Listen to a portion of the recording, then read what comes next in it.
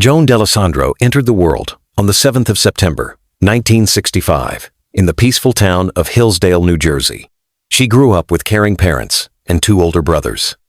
Their family lived in a tranquil suburban area and followed a strong religious faith. From a young age, Joan was a regular at her neighborhood church and later attended a Baptist elementary school.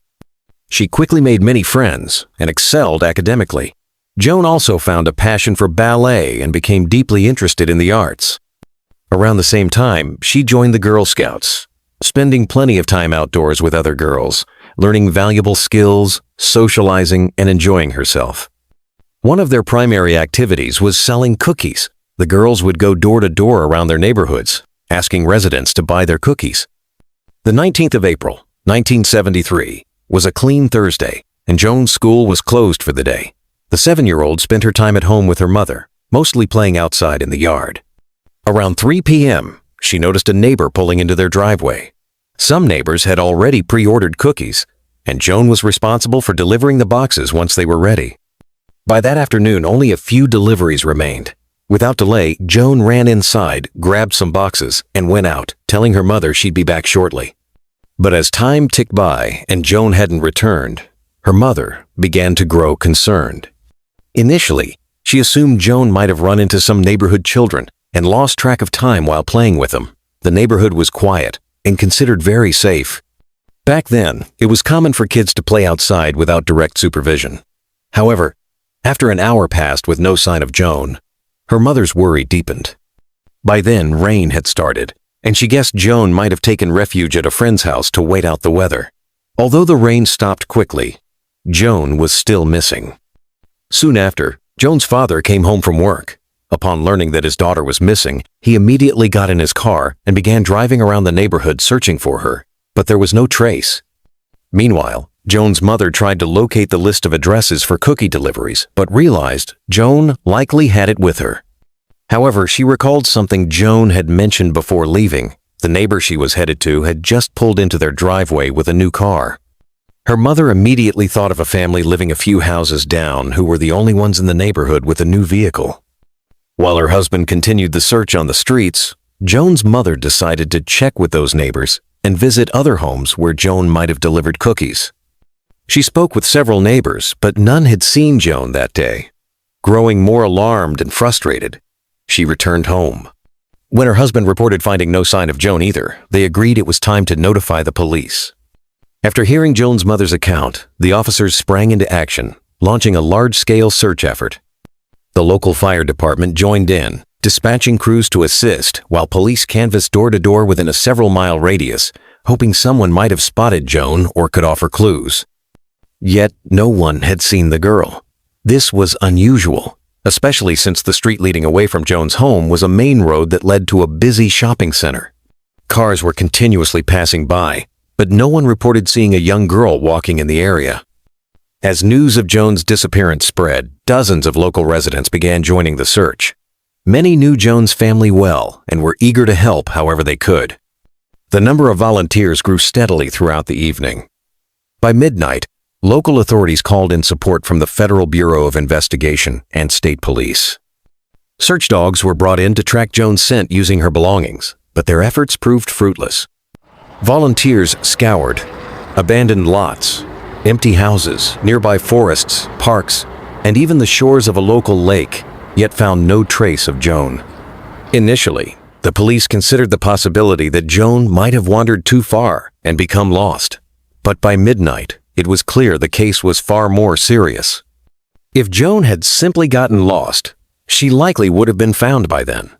This shift in thinking led investigators to suspect foul play. Joan's mother rejected the idea that her daughter had left on her own. Joan never strayed far without permission and always returned on time. That day, she had promised to be back within minutes, so her mother was certain something terrible had happened. Around 3 a.m., the police paused the search to resume at dawn. By morning, even more volunteers had joined, making it seem as though the entire town had rallied to find Joan. Women caring for their own children found ways to contribute by preparing over 2,000 meals for the search teams throughout the day. Nearly every officer in the police department participated. along with approximately 250 firefighters from surrounding towns and several Federal Bureau of Investigation units. Searchers meticulously examined every inch of the area. They entered homes, checked yards, garages, and sheds, every possible hiding place. Despite their thorough efforts, they found no clues. The search continued until a team spotted a child's shoe less than a mile from Joan's home. It closely resembled the type Joan had been wearing when she left. Nearby, several empty boxes of the same cookies Joan had been selling were found. The police showed the shoe to Joan's mother, but she immediately said it didn't belong to her daughter. Investigators examined the cookie boxes and determined they had been there for weeks. Some local residents later identified the shoe as belonging to their own child. This lead was dismissed, leaving investigators back at square one. Despite their unwavering determination and the support of hundreds of volunteers, the search ended that day with no answers. Meanwhile, the Federal Bureau of Investigation shifted focus toward the likelihood of foul play. After speaking with Joan's mother, they learned she had already visited all the neighbors where Joan might have delivered cookies. None had seen Joan or the cookies that day. However, Joan's mother shared a particular suspicion about one neighbor. Before leaving, Joan mentioned she was going to deliver cookies to a neighbor who had just pulled into their driveway with a brand new car. The only recent vehicle purchased in the neighborhood was by the McGowan family. Joan's mother went straight to their house and met 26-year-old Joseph McGowan, who lived there with his mother and grandmother. Joseph claimed he hadn't seen Joan, but something about him felt off to her, an unexplainable, uneasy feeling. Detectives had already questioned Joseph, who denied any involvement in Joan's disappearance. Yet some red flags were evident. He struggled to maintain a consistent alibi and stumbled over details about his whereabouts during the time Joan vanished. Still, no physical evidence was found at his home linking him to the crime. Joseph had no criminal history and was well regarded as a chemistry teacher at a local elementary school. Despite his respected status, the detective's suspicions only intensified as time passed. Eventually, Joseph was brought to the police station for a polygraph test, which he agreed to take. The results indicated deception on nearly every key question. However, polygraph tests couldn't be used as definitive proof of guilt. The officers informed Joseph about his failed test and continued pressing him for the truth. To the detective's surprise, Joseph eventually broke down and requested a priest be brought in. After confiding in the priest privately, Joseph confessed to what had transpired that day. He said he had been mowing his lawn when Joan approached him carrying cookie boxes. He explained he had pre-ordered cookies weeks earlier and invited Joan inside to pay for them. From there, his story took a disturbing turn. Joseph claimed he suddenly realized he didn't have the exact amount of cash to pay Joan, which inexplicably upset him deeply. Overcome with shame, he said he grabbed Joan, dragged her to his bedroom, and assaulted her repeatedly. The detectives doubted this account, but let him continue. Joseph confessed that after committing the assault, he panicked, realizing the severity of what he'd done. He feared letting Joan go would ruin his life, so he decided to kill her. After multiple failed attempts, Joseph strangled Joan, wrapped her body in an old sofa cover, and placed it in the trunk of his car. He then cleaned the blood from his bedroom, stuffed the cleaning cloths into a bag, and drove about 20 miles to a national park in neighboring New York. There, he carried Joan's body into a secluded wooded area and hid it behind a large rock. On his way back, he discarded evidence in random trash bins along the road. Shortly after returning home, Joan's mother stopped by searching for her daughter. Later, Joseph even joined the community's search efforts alongside hundreds of locals. After finishing his confession, Joseph said something chilling. Despite everything, he felt calm that night and had no trouble sleeping.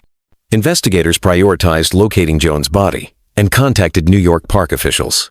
Joseph gave detailed directions, allowing searchers to find the body in less than an hour behind a large rock in a remote forested area. During medical examination, more inconsistencies in Joseph's story emerged. He denied sexually assaulting Joan, but forensic evidence proved otherwise. The body showed multiple injuries and bruises consistent with Joseph's admission of physical violence. Another contradiction was that Joan's body was found completely unclothed, yet Joseph denied any sexual assault even when confronted. Joseph's family and friends were shocked by the revelations. They had always viewed him as a kind and decent man, incapable of such horror. His colleagues at the elementary school where he taught chemistry were similarly stunned. To them, Joseph was a talented, well-educated teacher with no history of trouble. In the days following Joseph's arrest, a crowd began forming outside his home.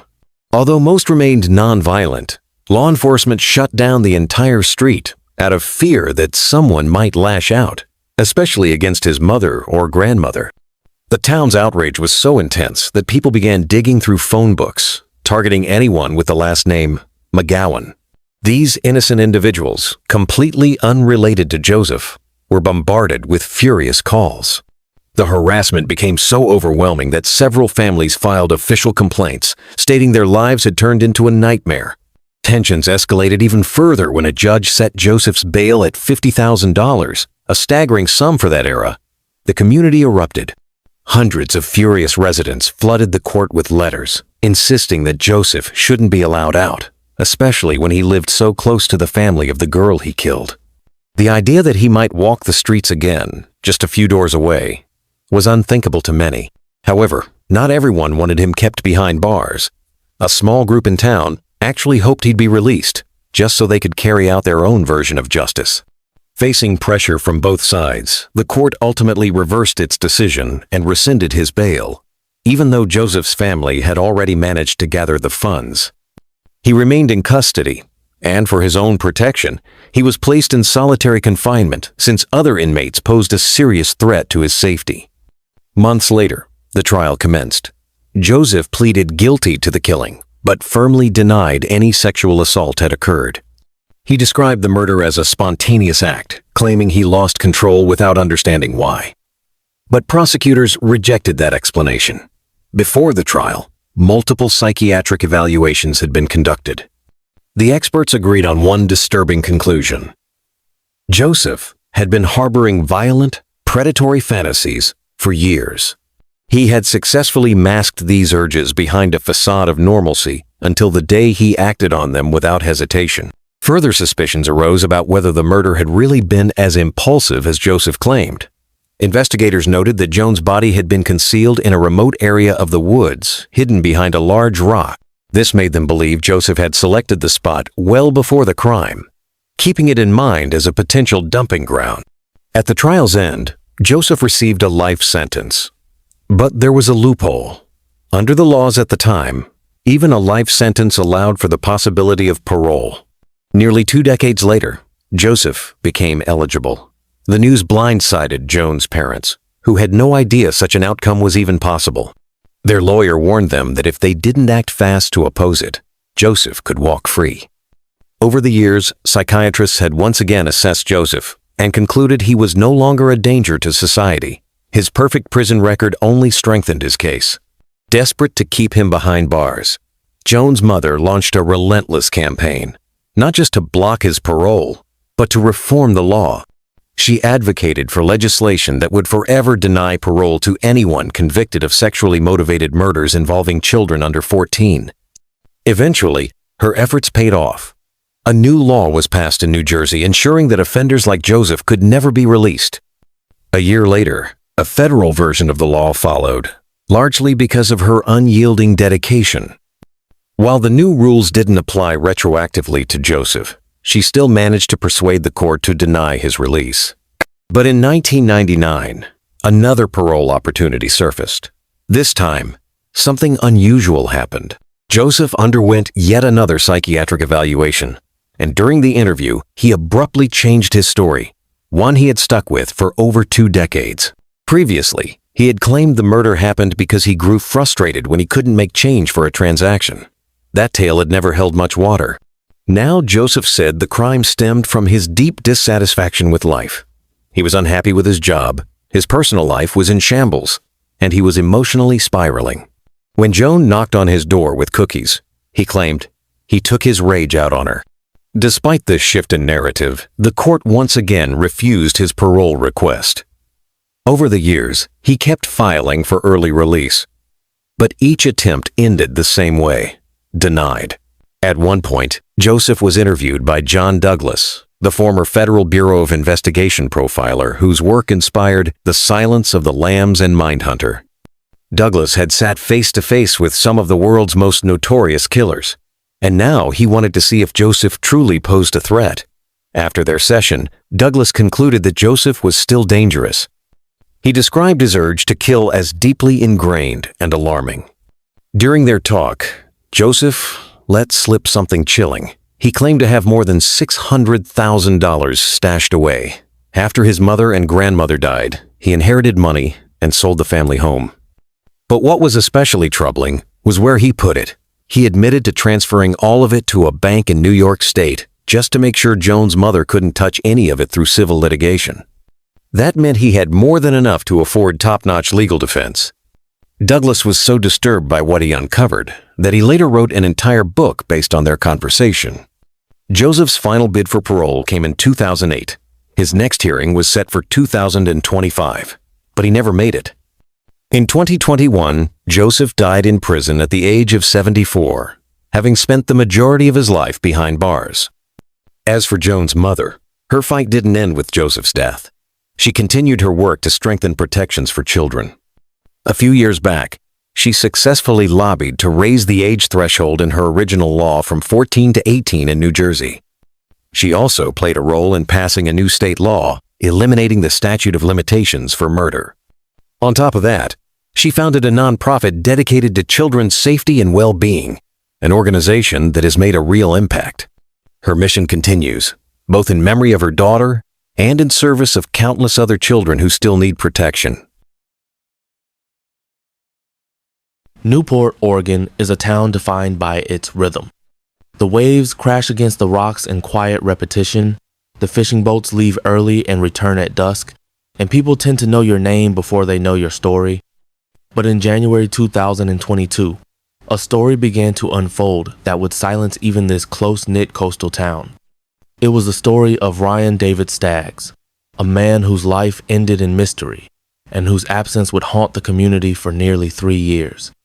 Ryan was known to many as a used car dealer, an approachable man in his late 30s with a wide network of friends, business contacts, and people who sat across from him negotiating for a better deal on a truck or sedan. He wasn't flashy, but he was memorable. His disappearance wasn't the kind that people could dismiss easily. There was no warning, no explanation, no trail. On the 29th of January, 2022, Ryan was last seen. Days passed, and when he didn't return phone calls or show up at work, concern deepened. By February, he was officially reported missing. The Lincoln County Sheriff's Office opened an investigation, but there were no immediate signs of foul play. No abandoned car, no known threats, nothing to work with but a blank space. The silence that followed would stretch out painfully for months. Friends and family continued to push for answers, but the case quickly grew cold. As the months rolled by, the void around Ryan's story only deepened. Then, in May 2022, Lincoln County authorities reclassified the investigation as a potential homicide. This was a quiet but significant development. It suggested that behind the scenes, investigators were beginning to suspect that Ryan hadn't simply disappeared. He had been taken. That same year, the district attorney's office activated its cold case unit. Composed of retired law enforcement officers, volunteers, and specialists, the team was tasked with revisiting dormant cases with fresh eyes. They reopened the files on Ryan's disappearance and began building a new investigation. They reviewed digital evidence, re-interviewed contacts, and chased down every lead that could be verified. While they didn't speak publicly about many details, those close to the case could feel a change. Something was happening. That something broke open in December 2024. Following a tip and months of quiet investigative work, police secured a search warrant for a property on NW 7th Street in Newport. What they found there wasn't a body, but it was enough to shake the case wide open. Cadaver dogs reacted to the scent of human decomposition within the home, though no remains were recovered. Still, the findings were compelling enough to arrest Jack David Baird, a 60-year-old local resident, and charge him with second-degree abuse of a corpse. It was the first public sign that someone knew exactly what happened to Ryan and had tried to cover it up. Then came the 8th of January, 2025. In a heavily wooded area of Lincoln County, authorities found a shallow grave. The scene was grim, but within the grave were remains that matched Ryan's dental records. DNA confirmation followed quickly. He had been dead all along, just as his family feared, buried, and hidden away for nearly 3 years. The grief returned, this time sharper and colder, but it brought with it a clarity that had been missing. Within a day of discovering Ryan's remains, the case accelerated again. Police arrested Murphy Calvin Henry II, a 54-year-old man from Toledo, Oregon. He was charged with second-degree murder, abuse of a corpse, and tampering with physical evidence. Murphy was someone known to Ryan. The details of their relationship are still being withheld, but investigators have implied there was a long-standing conflict. The arrest affidavit, though not yet fully released to the public, allegedly outlines a violent act that occurred shortly after Ryan was last seen, followed by a coordinated effort to hide the crime. Murphy wasn't the only one involved, and perhaps not the only one who knew. Jack Baird's earlier arrest suggests he may have helped dispose of the body, or at least provided space to conceal evidence. Investigators are still determining how far the web of involvement might stretch. Whether more arrests will follow remains uncertain, but law enforcement has confirmed that the case is still active. The Lincoln County Major Crime Team, a coalition of local, state, and federal agencies, including the Federal Bureau of Investigation, has been credited with seeing the case through. Their work behind the scenes, particularly over the final year of the investigation, was meticulous and methodical.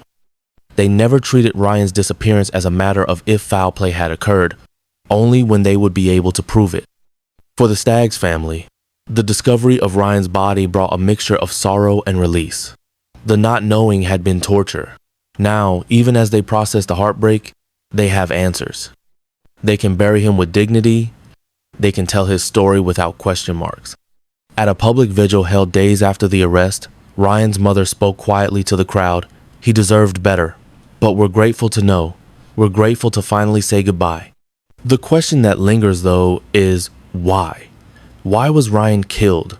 What exactly happened in those final hours? And how did two men, possibly more, manage to keep such a terrible secret hidden for nearly 3 years? The trial of Murphy Henry may eventually answer those questions, but for now, the community is left to sit with the grief and the horror. In a town like Newport, the death of one man touches many. It changes how people look at each other, how they trust. The Ryan Staggs case is no longer just a missing persons file. It is a cautionary tale, a testament to investigative perseverance, and a sobering reminder that even in the most peaceful towns, darkness can fester in silence. Ryan David Staggs was more than a cold case. He was a man who mattered. And now, after years of waiting, his story has been unearthed. Justice has begun.